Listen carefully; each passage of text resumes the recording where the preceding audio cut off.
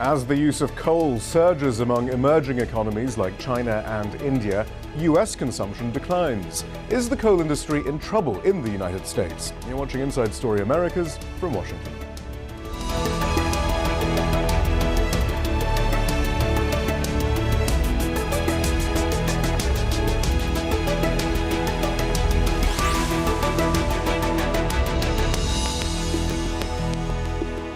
Hello, I'm Shihab Rattansi. It's the fuel that has powered the United States for centuries.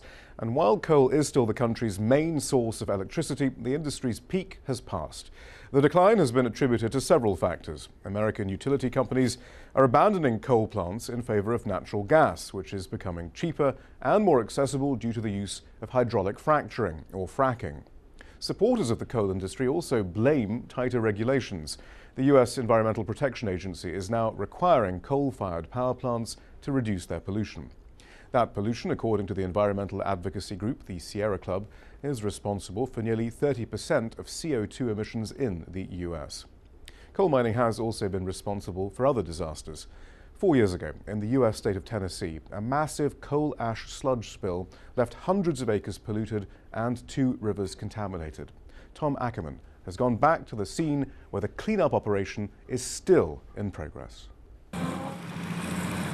An idyllic Tennessee landscape marred by the rupture of a dike that overnight released 4 million cubic centimeters of toxic sludge. The wet fly ash was waste from a coal-burning power plant, one of more than 2,000 such sites across the U.S. subject to few government regulations. Penny Dodson was forced from her home when her grandson began suffering respiratory and eye problems. They told us that the reason that he had this issue was related to the irritation due to the fly ash, and that we needed to relocate. She and other residents never went back. The day after the spill, the CEO of the utility promised that all would be fixed within a week or so. 4 years later, the cleanup is still ongoing at an estimated cost of at least $1.2 billion. Much of the waste was trucked away, but the river bottoms are still coated with 500,000 tons of sediment laced with a mix of toxic heavy metals. Rather than dredging the sludge, the Environmental Protection Agency has decided it would be safer to leave it permanently undisturbed. But the Tennessee Valley Authority, or TVA, the government-owned corporation that operates the plant, says it will take another 2 years to completely restore the disaster site. Meanwhile, a federal court ruled this year that the utility had been negligent in the design and maintenance of the waste storage area. They were basically incompetent. Local landowner Steve Scarborough says he's confident the area will recover over time. But he also blames the TVA for fighting damage claims by more than 800 local residents. Basically, TVA is not a good neighbor, and people that own property in this area, we can't recover the economic value in what we paid for with our work and our time and our money. We can't get that back at this point. The utility says it's committed to fully rehabilitating the area and making its storage facilities, quote, the safest, most modern, and most thoroughly inspected in the industry. But critics of coal say that its waste disposal challenges are yet more reason to turn away from what's still the country's biggest source of electric power. Coal-fired plants are facing a government deadline to sharply reduce their emission of mercury and other hazardous air pollutants by 2015. In court challenges, the industry argues that requirement would force plant shutdowns, adding up to 10% of the country's current coal-generating capacity and costing thousands of jobs. At the same time, the Obama administration is proposing tougher carbon emission standards for new power plants. But the industry already seems to be reading the writing on the wall. Dozens of plants have closed or been scheduled to shut down over the past 2 years. And while India and China commit to even more coal use, the boom in domestic natural gas supply is accelerating the American shift from coal. For Inside Story, Tom Ackerman, Al Jazeera, Kingston, Tennessee. So we're joined by Mike Elk, Labour journalist for the independent news magazine In These Times. He's currently working on a 3-part series on how coal workers are dealing with the changes in their industry. The first article, focusing on worker safety, was released earlier this week. Mike, I mean, on that topic then, you've looked at how safety standards have developed since the Robina mine disaster in '62. What did you find? Well, certainly, you had the Robina mine disaster in southwestern Pennsylvania in 1962, in which 37 miners were killed. There was no safety legislation passed after that. Then in late 1968, you had the Farmington mine disaster in Farmington, West Virginia, in which 78 miners died. The following year, you had the Federal Mine Safety Act passed, and you saw a number of laws come into effect. You had the creation of the Mine Safety and Health Administration at the federal level, and you saw a number of laws. And after the Rabina explosion, you saw a lot of education about what caused the Rabina explosion, which was a small methane explosion that was fueled by coal dust. Now, controlling coal dust in mines is very easy. You put in some air, you put in some water, you get the excess coal dust out of there.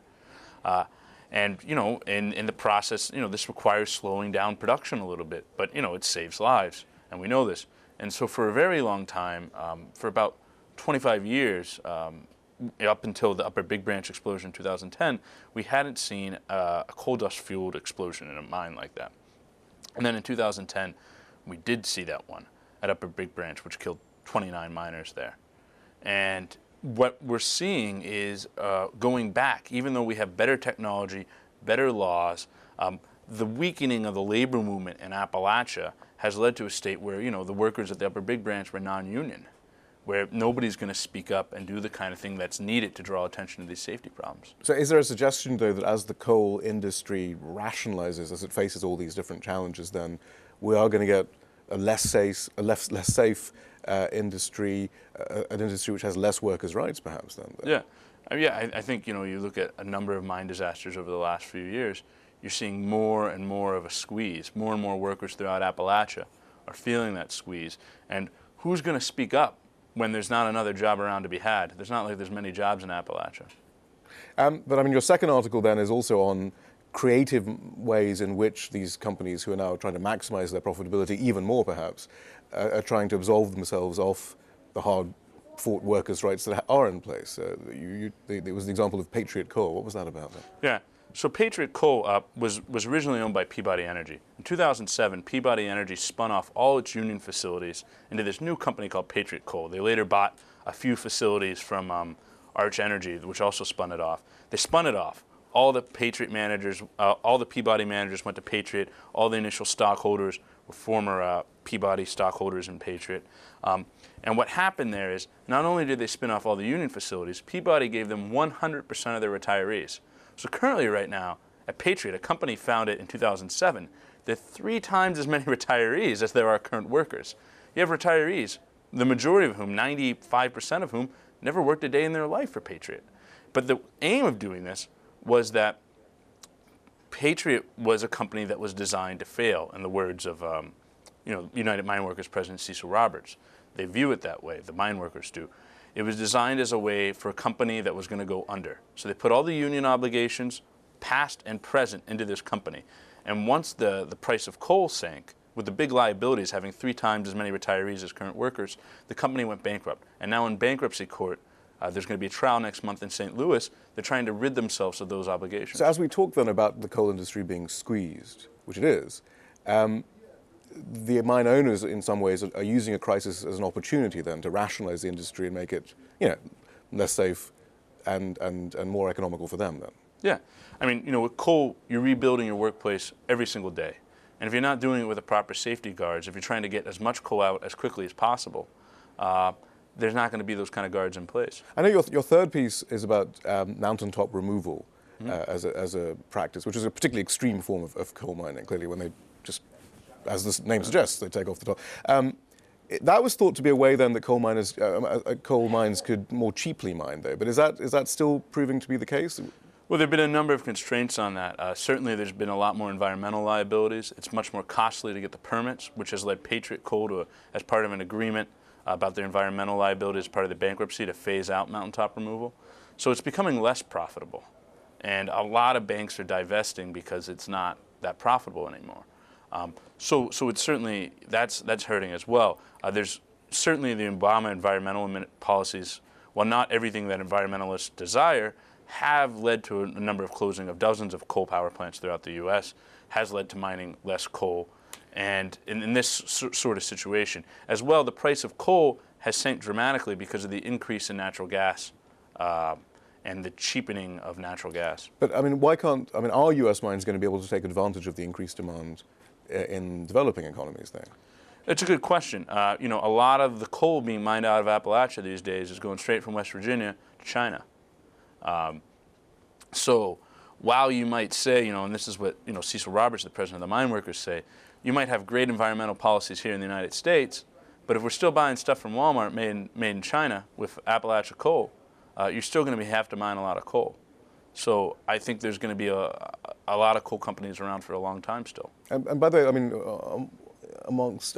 over all of this discussion is regulation. I mean, what happened to safety regulation to make sure that these corners aren't cut in the, you know, in the race to the bottom to maximize profit?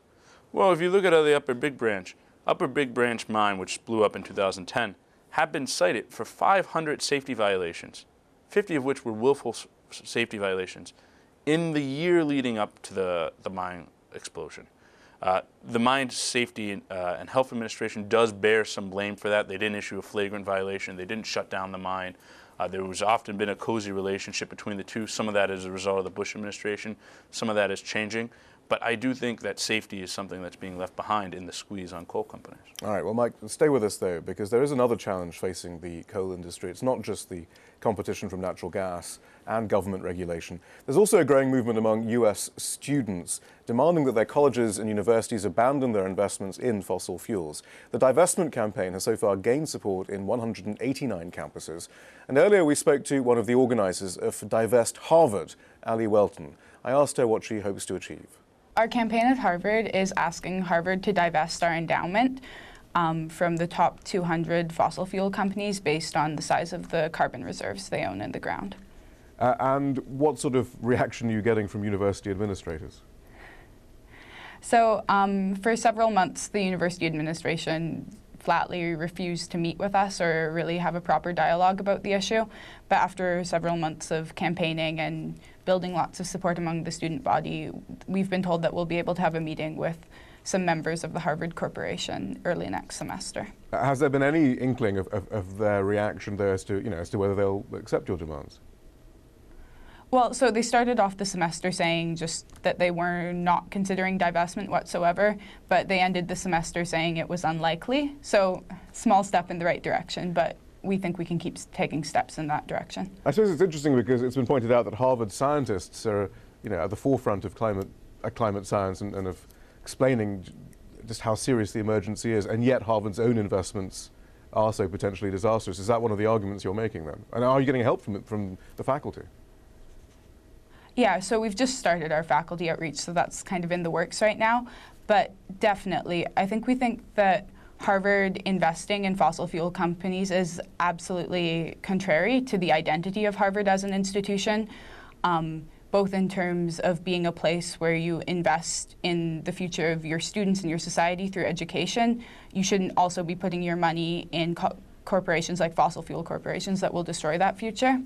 And of course, Harvard puts lots of money and does a great job doing climate research and sort of engineering renewable energy solutions to these problems. And so it doesn't make sense for Harvard to be putting its money into corporations that work against the mission of other parts of the university. In the end, though, it's also been pointed out that this is unlikely to have any impact on the bottom line of fossil fuel companies. Is this a largely symbolic act, then? Yeah, so we think that divestment, it does have economic implications, but the real value of the divestment movement is stigmatizing the fossil fuel corporations that are responsible for global warming. So far, they've been able to use their influence to buy out elections and lobby and our politicians to the point of making it impossible to pass any climate change legislation in the United States. And by using divestment to send a very strong signal to the markets and the country and the planet more broadly that these fossil fuel corporations are immoral institutions, I think we believe that we can create the change that way. And we want to stigmatize them in the same way that tobacco corporations were stigmatized by the divestment movement a few decades ago, to the point where politicians are unwilling to accept donations from tobacco corporations or hopefully in the future fossil fuel corporations because there's such a huge negative societal stigma attached to them. Right, so let's discuss the challenges to coal a bit further now. Mike Elk is still with us. Also joining us now, Robert Gardner. He's Greenpeace USA's coal campaigner. Robert, then what effect is divestment having then on coal, or these threats of divestment at the very least? Yeah, I think that there's a couple different elements to it. One, any amount of money that we're taking from the coal industry and we're shifting towards the renewable energy sector or towards really investments on campus to deploy renewable energy are taking their toll. Coal is really on the way out. The economics of this industry are very poor. So their sort of razor thin margins are becoming even thinner. Right, but I mean, there's an argument there that at least as far as divestment is concerned, yeah. You know, there isn't a market solution to heading off an environmental catastrophe. That this in the end, this isn't perhaps. I mean, it's more of a symbolic thing. It's moral and ethical, but this is. I mean, it's certainly an important part of the challenge, I guess. But do you think this is going to have a huge effect? I think it's going to have an effect, and I would say I think that you're right. But what I think your guest was also talking about was we are creating a movement in this country around these sort of dirty fossil fuel industries, agencies, whatever it happens to be. And if we have millions of students throughout the country who are engaged on this issue, willing to go out, not just into shift their universities, colleges, whatever it happens to be, but also to work to create a political change in this country as well, then what you're going to see is real change in the culture.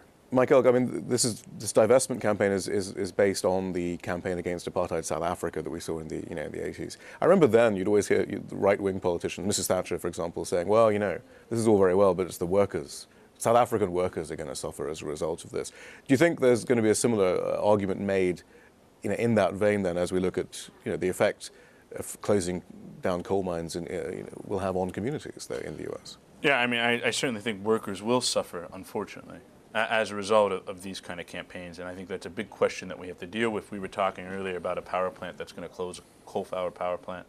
It's going to lay off 120 people. In the United States, unlike other Western European countries, we don't have systems set up to deal with transitioning those people into new jobs. And I think in a lot of these communities in Appalachia, that's where a lot of the resistance goes.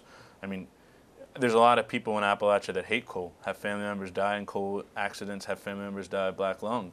I think people would love to rid themselves of coal. Maybe there are some people there that do think coal is a good thing, but there are plenty of people that don't.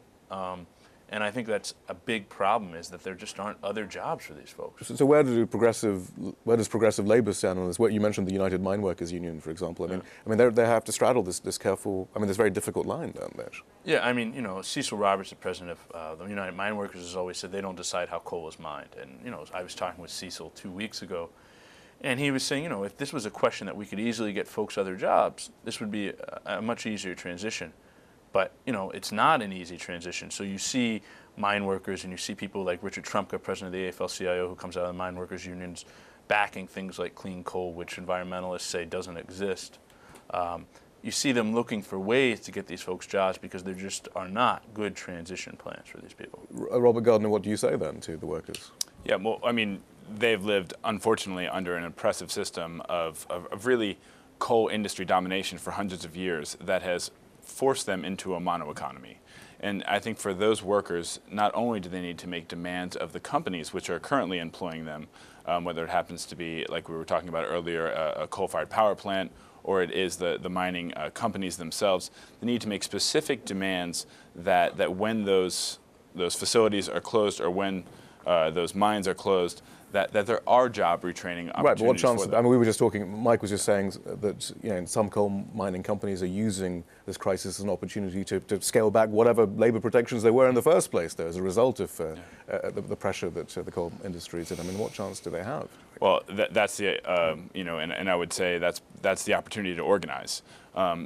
Folks there have for so long gotten really pushed down. So in terms of chances, I can't give a specific number, but they have the opportunity, and that's really the important part. Actually, because they have to link up with the Harvard students in the divestment campaign. Absolutely, it's all part of the same movement. And also, I think that what's key here is that if our politicians, if the Joe Manchins of the world or the Lamar Alexanders of the world from Appalachia aren't hearing from the miners that they want to make sure that their jobs are sustainable for 5, 10, 50 years, and that economic investment is going to come to Appalachia, well, then those politicians are going to have to act. Well, what about the government then, President Obama? I mean, he's one of those who actually on the campaign trail boasted about his opening up tracts of land to coal mining for a start, though, from an environmental point of view. Is he helping at all in this? I mean, his relation to unions and labor hasn't been terribly good, actually, so far. Yeah. So, I will start off by saying that when he opened up that large tract, specifically in the Powder River Basin, they sold that coal out to Peabody at less than $1 a ton. That's less than the price of topsoil. That's a huge mistake. Not just because that's selling our public resources so that a company can basically ship them off to China and India in order to make profit, but also because that coal really is not necessarily economically recoverable. So Obama, we think, made a big mistake in that instance. In terms of his environmental record in regards to coal, he has done some good things, and he's started us on the right way, specifically on regulating mercury, specifically on regulating acid gases, nitrogen oxides, sulfur dioxides, and new sources of carbon dioxide or greenhouse gas pollutions. But he's got a long way to go. Specifically, if he can give us a standard on existing sources of greenhouse gases, then we can actually meet our international obligations that we've made. There's this other issue of fracking, of course, which absolutely is being presented as some sort of panacea to fight global warming, but of course has its own environmental problems, and in fact perhaps is also asking people in the areas where fracking is happening to choose between the environment and their health and making a living, perhaps. Well, it's frightening. The global warming potential of methane, which is the main greenhouse gas that's coming off of burning natural gas, not just from the burning in electricity generating units or power plants, but also from the leaking out of pipelines, is actually larger than from carbon dioxide. It's lesser lived, but it's actually larger. So in terms of climate, natural gas doesn't get there. It just doesn't get us there. For the folks that live in what they call the fracking fields, we've all seen the images of people lighting their tap water on fire. We've all heard the stories of people, unfortunately, being given a bill of goods on a contract and not necessarily having the opportunity to represent themselves fully.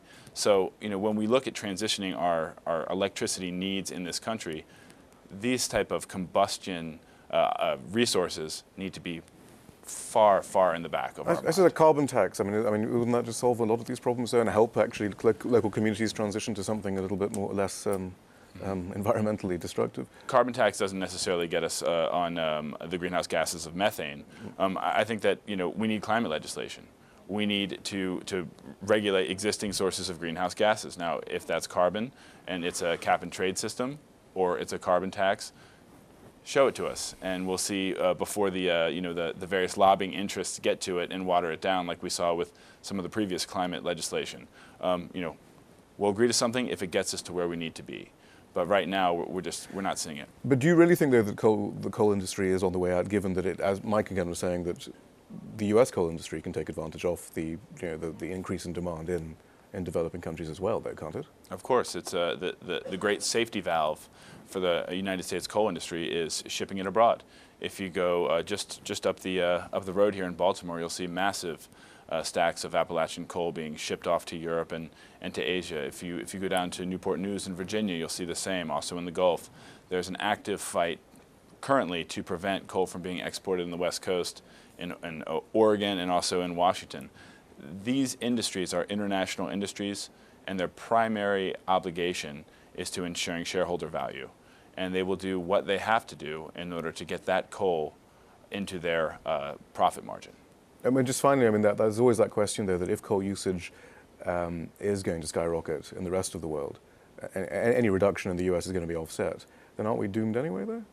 Well, I don't think we're doomed, and I think that we have not just the opportunity, but the obligation as one of the primary polluters for the past 100 years, and really one of the countries that has gotten us into this problem in order to transition our energy mix here in the States, not just because it's sort of the right thing to do, but also because it creates more jobs, it cleans our air, and it shows the international community that we are a good faith actor. Mike Elk, final words? Well, I think if you look at Appalachia, the problems of Appalachia are really the problems of the United States, and I think they often get ignored in this situation. we have to find some sort of solution to both deal with the problem of global warming and to deal with the poverty that wreaks Appalachia.